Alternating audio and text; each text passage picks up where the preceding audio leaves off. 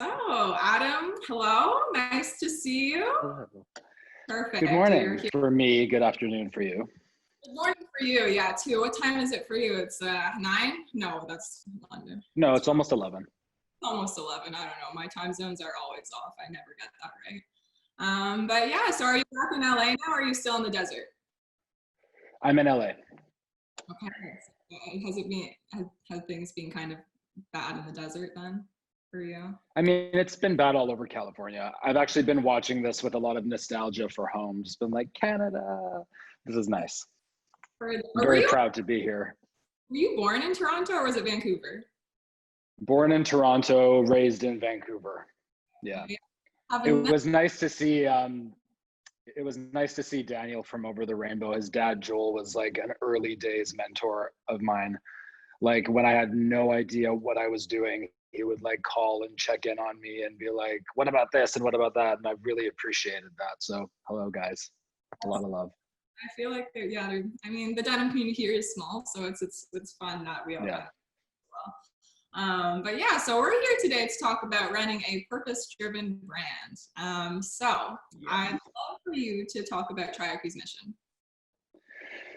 Our mission initially was just to make jeans until we started growing the business and growing our production and realizing how disgusting denim production is. So we took the brand offline, spent over a year educating ourselves on all things sustainability as best we could, brought it back to market with our brand ask of how much water are you wearing, because denim is such a highly consuming garment. So we brought it back to market with that really strict sustainable lens of how much water are you wearing. But in the time of bringing it back as a sustainable brand, I've taken it a step further into realizing that any messaging around sustainability kind of falls on deaf ears if you're not awake and aware to hear it. And so I think mindfulness is just as important as the messaging around the water saving and the no chemical use and the no plastic. So I actually stopped printing a lot of the information on the pocket bags, and what I print now is take a deep breath. Sustainability is a mindset, just to be like, just take a minute and then like, here's what we do. Because it needs to be slower in order for you to consume the information, you know?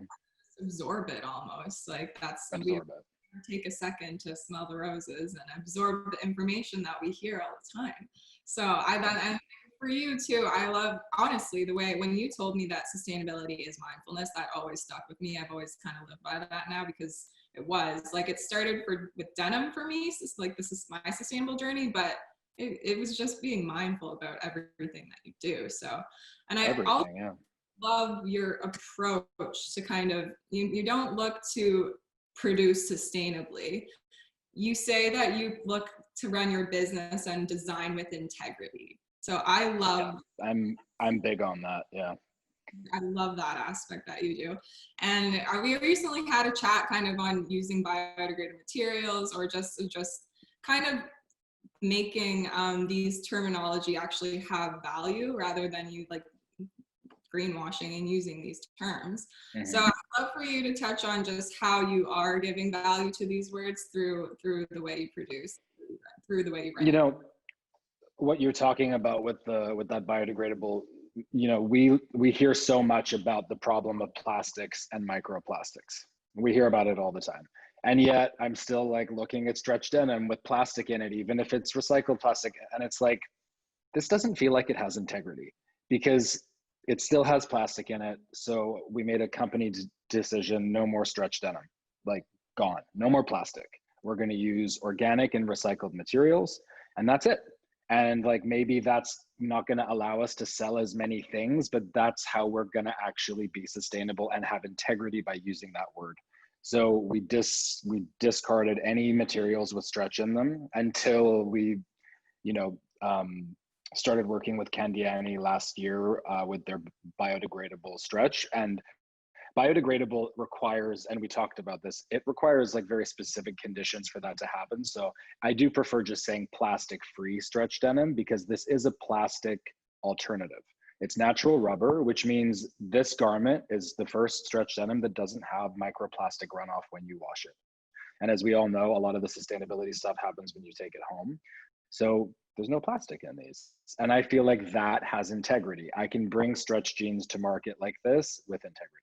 So that's the way we do it. Like it's a, you know, it's a multi-step process like that. Great. And I like that you said it was plastic free versus like using the term biodegradable. I think that's a key way, because It's too open a term at the moment because people think, great, I'm just going to go plant it in the ground. It's like, well, that's not exactly how that works. So let's start with plastic free, and then we'll get the information and we'll educate on the biodegradable aspect later, you know?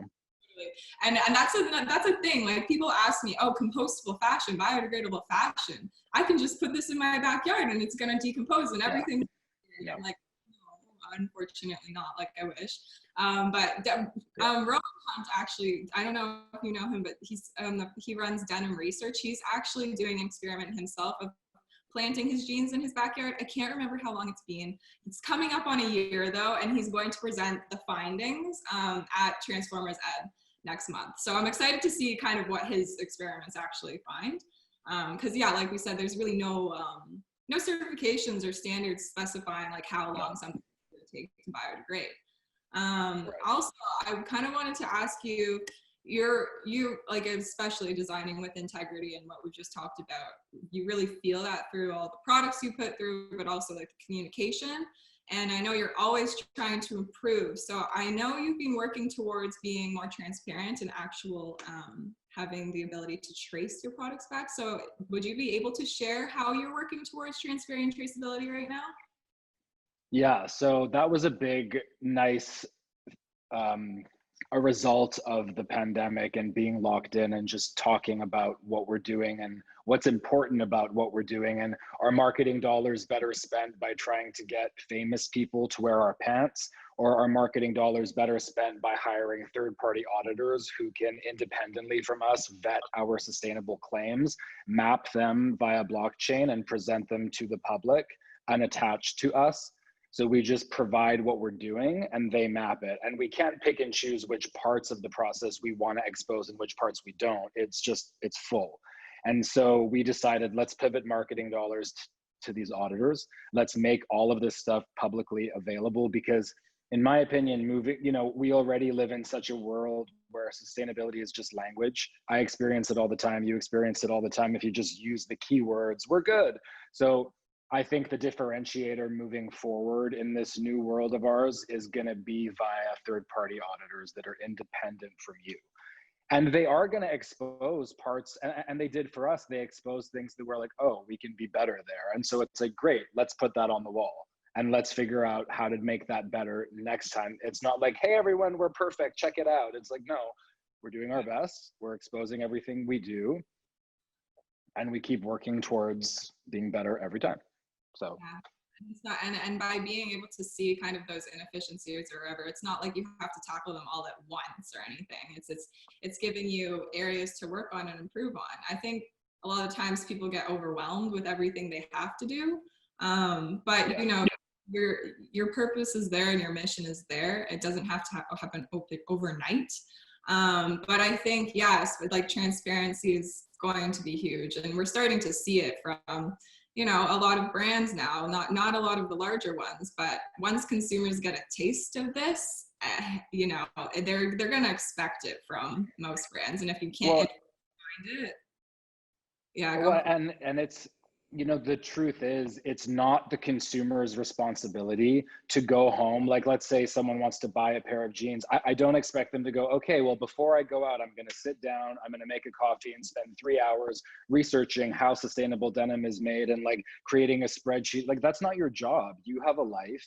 You do whatever it is everyone does independent of themselves. And so it's my job to give you that information in an easy to understand way that wasn't published by me, so that it can be verified, because otherwise it can just be like, oh yeah, these things, like buy our pants. Like, no, it's just, and then I feel like then I'm respecting the customer's time too, because it's like, we put this work in, so you can just be like, oh, thanks for that, cool. And like, maybe our jeans don't fit you, maybe you don't like the color, but at least when you even go to another brand, you'll be like, wait a minute, do you guys publish any of this stuff? Like, no? Interesting. Who else does? And then I think that will change this whole situation. Totally. Well, Adam, I wish more brands thought like you. But I really appreciate your time and just sharing your insights with us. I love getting to chat with you also. So Always. thanks. I hope you enjoyed Thanks the for patching me into Canada today. And well, you're one of the key players here. We need you. But yeah, so I hope you enjoyed the rest of the show. And there might be a couple questions in the question and answer box for you. But yeah, thank you for being here today, and I'll talk to you soon. Always. Bye.